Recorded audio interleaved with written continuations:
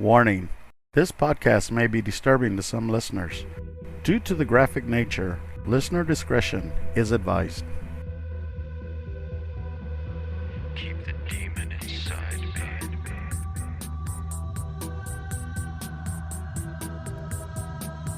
Keep the demon inside me.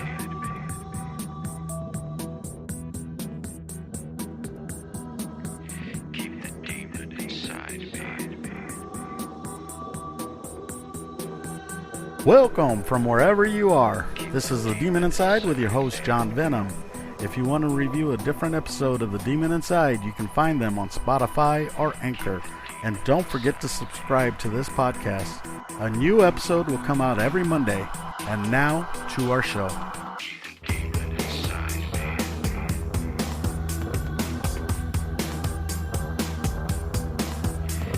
me. We'll be right back after these messages from our sponsors.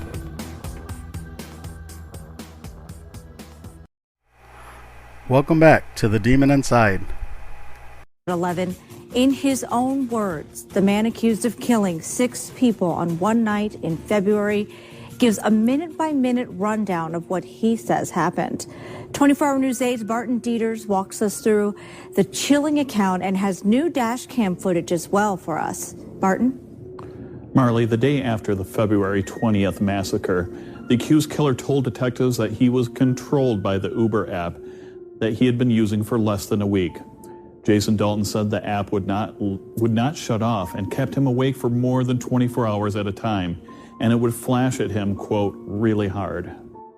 Dalton said something had come into his car and made itself known by making a loud tone. He said it felt like his vehicle was just talking to him, and he felt like he was on fire. Dalton said he felt compelled to accelerate his car, which led him taking one passenger on a bizarre and reckless drive through traffic where Dalton crashed, but left this man alive. I was just in the car with him. He was my Uber driver, and when he was weaving in and out of lanes, he sideswiped the car on West Main Hill. He was driving to the median. He was driving like 75 miles an hour down West Main. I got his license plate number when I jumped out of the car. Dalton said he had his dog in his car when he pulled up to the Meadows townhouses around 5:42 p.m. He said the app had told him to pick up somebody named McKinney, and when he saw a black woman, he asked her if she was the person he was looking for. When the woman said no, Dalton said he shot out the window at the woman and emptied the magazine of his Glock 9mm. His gun jammed. He cleared the jam and continued firing. Dalton said he had no reason why he shot her other than being annoyed when she asked him what he was doing. He said he knew he hit her because she was moaning. 24-Hour News 8 obtained audio of the 911 call where a caller can be heard helping the victim. Please don't move. No. Please don't move. They coming, okay? Please don't move. We got the kids. Please don't move. Just stay there. But 25-year-old Tiana Carruthers survived the shooting and continues to recover from the multiple gunshot wounds she sustained. Around 10 p.m., Dalton said he drove to the Sealy Auto dealership where he saw 2 men looking at vehicles. He said his Uber app was telling him to look at a black BMW, but he used a Walther 9mm to shoot 17-year-old Tyler Smith and Tyler's father, 53-year-old Richard Smith, as they looked at a truck. He said he shot them at least 14 times. As Tyler's girlfriend hid in a nearby car, Dalton tried the handle of a nearby BMW, then left. He picked up fares and dropped them off at a beer store without incident. But around 10:30, Dalton drove to the Cracker Barrel, where he walked up to 62-year-old Mary Lou Nye as she sat in a vehicle in the parking lot. He asked her if she could spare $1 to, quote, make America great again. When she said no, he shot her. Dalton said he would have left, but then he heard people screaming. He said the app was again telling him to shoot, and he said he remembered shooting a small person in the head, a young girl. He did not know the young girl would be the lone survivor, 14-year-old Abby Koff. Dorothy Brown, 74, Barbara Hawthorne, 68, and 60-year-old Mary Jo Nye would die from the gunshot wounds. We're at Kalamazoo Cracker Barrel. We're at Cracker Barrel. I got that. Where's the vehicle where they were shot from? They're both in the parking lot. They're both in the parking lot. What's the vehicle that fired the gun? It's a blue HHR, dark blue, and it drove off right as we pulled up. In police dash cam video obtained by 24-Hour News 8, officers on the scene worked to understand what happened and to help the victims. So Ford confirmed dead, one on Yeah, right. There's one car, one van. He left the Cracker Barrel and drove to his home to get more ammo. Minutes before his post-midnight arrest, Dalton would pick up one last fare, a group of men. Dalton said the phone would ding into him twice, one ding indicating yes and two meaning no. When one of the men asked, "Are you going to shoot me?" his phone beeped twice, which Dalton believed indicated no. So these men survived their encounter with the killer. In a statement dictated to police, Dalton said he knows people will look at him like a monster. Jason asked for forgiveness for what he called the day. He allegedly said, quote, "No words I could ever say can bring closure to the families of the victims." Wow, Barton, this is just so chilling. And really, when you read through this entire report, it is clear that Dalton is saying he had every intention to kill people that night, never to leave survivors. Yeah, he thought that some of the people who survived, he thought he had killed them, and there was no respect for life here, according to what we read in this confession of his. Unreal to read. Barton, thank you for that report. And if you want to read this entire police report, we do have it posted for you on Wood TV.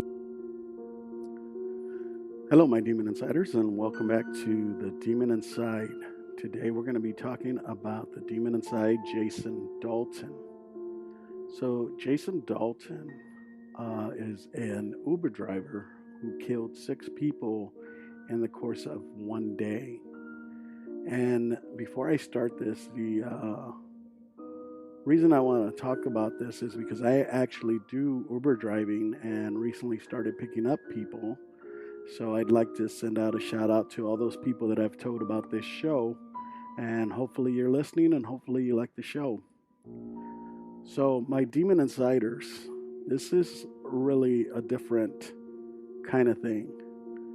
So Jason Dalton was a 45-year-old man who lived in Kalamazoo, Michigan, and 2 weeks prior he decided he was going to get a job with Uber because he wanted to take his family on a vacation to Disneyland.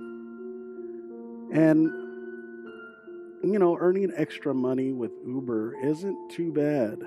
I mean, I make a pretty good living off of it, so getting extra money is pretty good. But here's what happened. He says that as he was driving, his app had turned from red to black. Now, I find this weird because my Uber app is actually black. It doesn't turn red. That would be more DoorDash. And he said that before it turned into this app, he saw the Eastern Star, which is very interesting, and I'll explain why in a minute. And after he saw the Eastern Star, he saw a demon with a cow head. And it told him that he needed to kill people. So this is kind of similar to David Berkowitz, where the dog was telling him to kill people. And if you haven't heard the David Berkowitz story, then you should go back and listen to that. Because David Berkowitz said it was a 3,000-year-old demon who was in the dog, who possessed the dog, and was telling him to kill.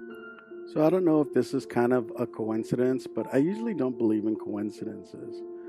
And that day, Dalton took his family dog, Mia, who is a German Shepherd, and put her inside the silver Chevy Equinox car that he had. And he had the dog in the back seat, which makes people sit in the front seat. So here's the deal. When I do Uber, everybody usually sits on the back side, passenger side, because they want to make sure that they're safe. I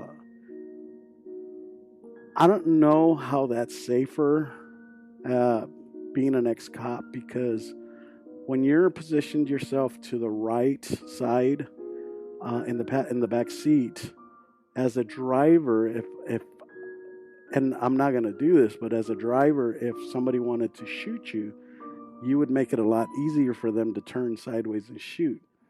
Now, if you're in the back seat, straight back from the driver's side, the only way that they could hold you down is by pushing the seat back or leaning the seat back like they're going to lay down and hold you by the legs, which is still kind of awkward, and he would still have to turn around and try to get you face to face. And so for me, if I was a female single passenger on an Uber, I would go directly behind the driver and always have my hand on the door in case I have to get out quick.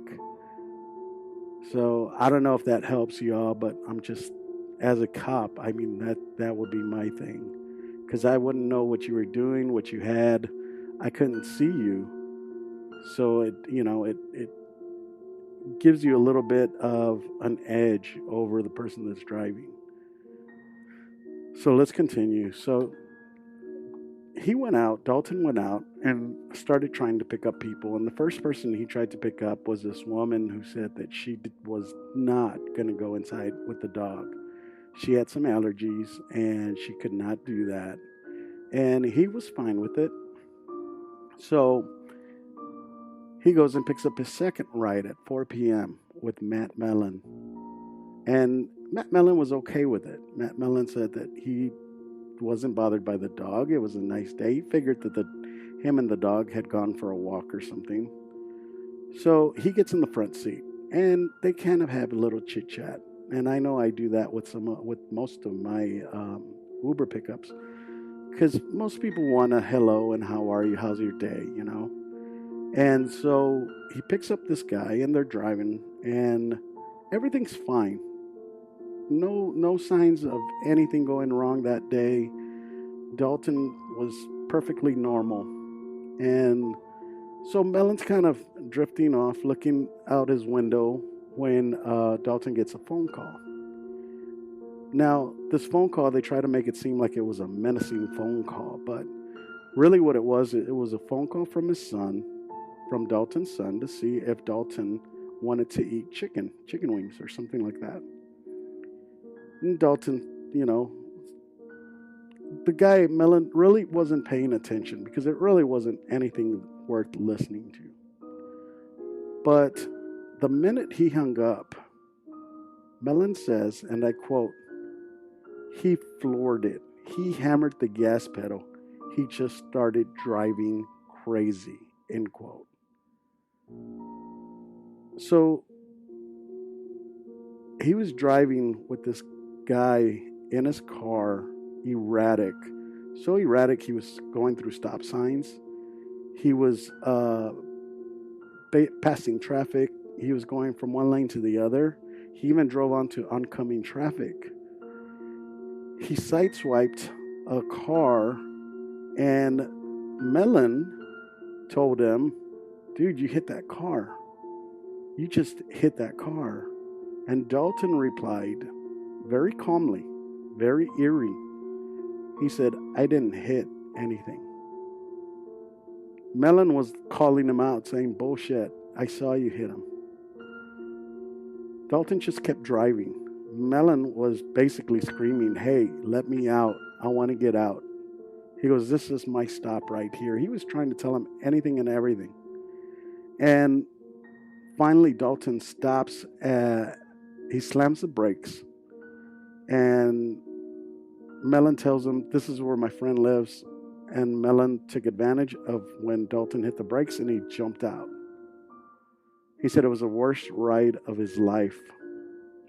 He calls 911 and tries to relay the message to the operator, telling her that the police need to come out, that there's a guy driving erratic, that he hit a car. And 911 is kind of like not really sure what to do with this because, it was an Uber driver who was driving. She was saying, if you didn't like your ride, then you should call the Uber company and let them know. We'll be right back after a few words from our sponsors. Welcome back to The Demon Inside. So after this happens, so here's the weird part, is after it happens, Dalton actually does another pickup. And he drives her and goes and drops her off, and everything's fine. The next person he picks up, so it was a young girl, 18. He didn't pick her up. She called Uber because she wanted her boyfriend to come and visit her. So she actually ordered the Uber for her boyfriend. So Jason Dalton gets to the apartment complex where they live, and he can't find the boyfriend. He was on the wrong side of the apartment complex. And so he stops because he sees this woman with a whole bunch of kids, Tiana Carruthers. This woman is amazing, guys. So what happens is Dalton asked if she was his Uber driver. And she said no. She said it wasn't her. So Dalton starts to leave, and he gets a message on his Uber, according to him, on his Uber text or Uber messages, and it says, you need to kill them. Not just her, but the kids. You need to kill them. So he turns around. She notices that something's not right. She feels it. Tiana Carruthers basically tells the kids to run. And while the kids are running, he starts to shoot out of his out of the driver's side window. And he hits her 4 times. She basically put her body in between her and the kids. She sacrificed, and she survived, guys. She survived. So this guy takes off, goes and tells his wife, he goes home and tells his wife, hey, you need to lend me the car, a different car. We need to switch cars, basically. And whatever you hear on the news is what I'm doing. So he already knew he was going to get caught. So he goes to he switches cars. He's now in a Suburban or something like that. And he drives around. He sees a man and his son looking at cars at a car dealership. Dalton jumps out, runs over there, tells them something, and then shoots both of them dead. There was a girl in the car, which was the girlfriend of the son, and she was hiding until police showed up. So after that, he leaves. And here's the weird part, is Dalton starts to pick up people as he's driving around. He's still doing the Uber app. And people are asking him, because there's a news bulletin out, and it's saying that there's an Uber driver going around shooting people. And he's like, oh no, that's not me. I don't know who that is. And a lot of people were joking about it, and people didn't realize that he was the killer. So then he goes and he sees these women that are coming out of a restaurant. They're older women and a young girl. He ends up shooting all 5 of them. There's 4 older women and 1 little girl, and killing the 4 women. Basically, he goes up to them and asks, can I have $1 to make America better? And shoots them. The little girl survived, thank God, by the grace of God. When police finally catch Dalton, there's really not like a confrontation or anything. He gives up pretty easy. And when they're interviewing him, he tells the police that this app had kept him up 24 hours and made him kill. So basically, he was saying that the demon came through and was using the app to control him. He said he felt a fire in his body, and he felt like he was out of his body, like an out-of-body experience. And so, of course, everybody thinks that it's a ploy, to get out of what he did.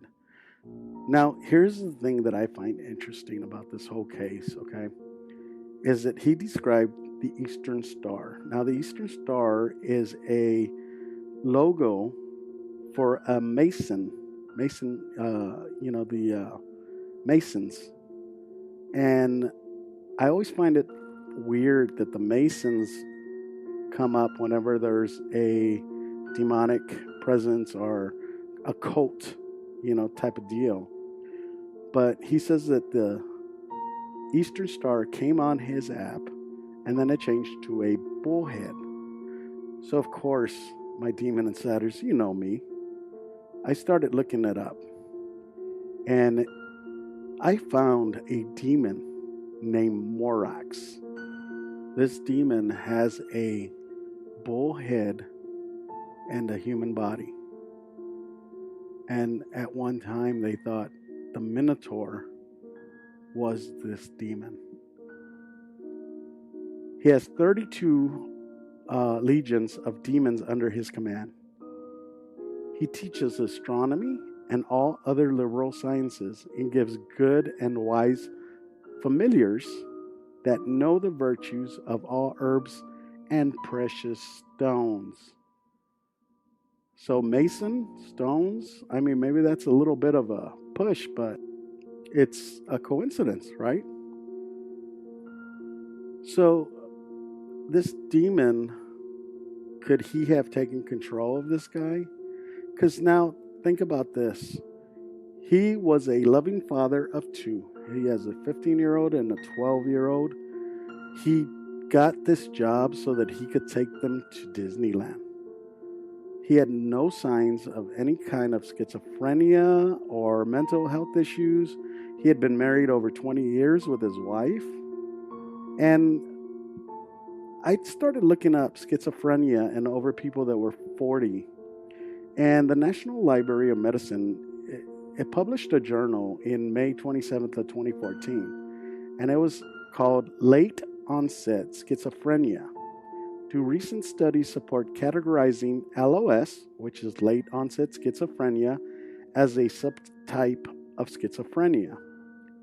Although schizophrenia, and this is from this article, and I'm going to read it to you.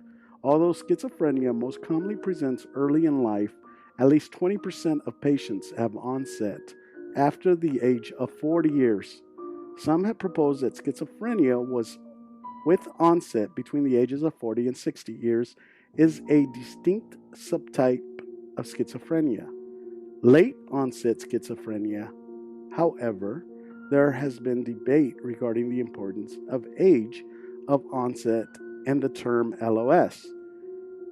So it has not been incorporated into the Diagnostic and Statistical Manual of Mental Disorders, which states late onset cases can meet the diagnostic criteria for schizophrenia, but it is not yet clear whether this is the same condition as schizophrenia diagnosed prior to midlife. So basically, there's studies about schizophrenics that are in their 40s that have no sign of anything and then become schizophrenic. But here's the thing that I am trying to say is that when these murders happen, because most people at that age between 40 and 60, you really never notice them having schizophrenic episodes unless they do something like this. And could it be that, yes, maybe it is a mental defect at the age of 40, but, this guy was, there was no signs of it. And basically, within the 2-week period, he became a spree killer. He decided that he was going to take the lives of these people because this app told him to. Is that true? Is it not true? Do we believe in demons? Do we not? But if you look at the journals, the medical journals and things like that, they still don't know. Could it be that they're getting their answers from all these people that are turning into demons, and they're trying to put it into a box and figure out that it might be something else? Or is it really the demon that told this guy that he needed to kill? And if it told him he needed to kill, what would have happened if he didn't kill? I just want to say that demons are nothing to play with, and they will do everything in their power to destroy us. Don't fall into their graces. Don't fall into their laps, because they don't care about us or anybody else. They just want to hurt people. And thank God there's still people out there that will try to help. Tiana Carruthers actually saved those kids that day. She's a big hero that messed up the plans for this demon, but that demon will go on and do horrible things to other people. But this demon also did one more thing to Tiana. I'm going to play this. This was Tiana Carruthers in the courtroom. And this guy Dalton, or the demon Morox, just interrupts her in the middle of her thing. And you can tell that she's very scared. And he's just babbling some weird stuff that doesn't even make sense. And then he tries to get up off the chair. Who knows if he was going to attack her or not. But they end up taking him away. Listen to this. A couple minutes go by, and we don't even make it to the park, almost. We're like right there by the sidewalk. And I seen him coming. And I saw it. Intimidator cars. No, they're big bags. These old people, they have these old black bags. They're called they're black. They're black bags, and people drive around and look at them. It gets real, like, hey, and it's time people look, and then that's when to tell people it's time to get to temple. You need to listen to your attorney, right? Yeah, you need to get to temple because you need to get going, because it's called intimidator bags. You need to be quiet in today's proceedings, okay? Yeah. If you have anything to say, you whisper to your attorney. That's today's rules, okay? Okay.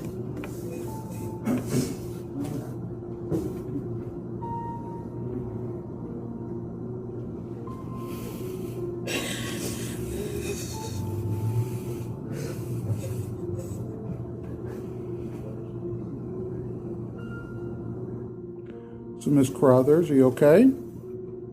Or do we need to take a minute?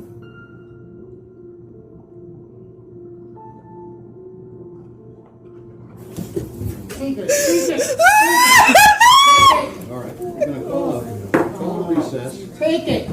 Please, if you would escort down to the holding.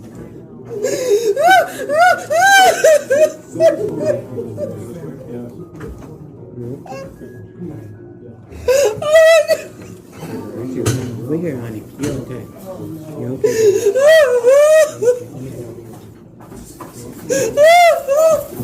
Okay, baby. You're okay.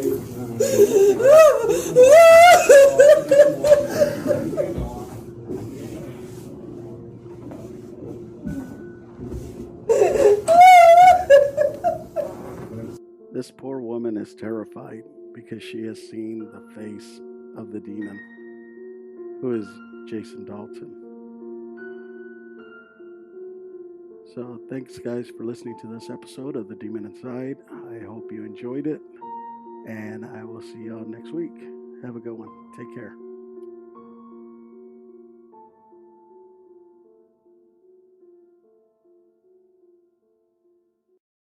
Don't forget to subscribe to The Demon Inside on Spotify, Anchor, or any other podcast directory, or through our website, anchor.fm/The Demon Inside.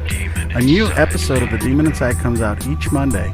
Let us know what you think and join the conversation on our Demon Inside Facebook page and on Instagram. We thank you for listening and hope you'll join me next Monday for a new Demon Inside. If you enjoyed this episode, tell your friends. I'm John Venom. We'll see you next time, if I don't get possessed. The Demon Inside was created and written by James Porter. It's a production of Venomous Entertainment. Theme music, Demon Inside, is on the album Conjure One by Reese Fulber. Background music was created by Lucas King.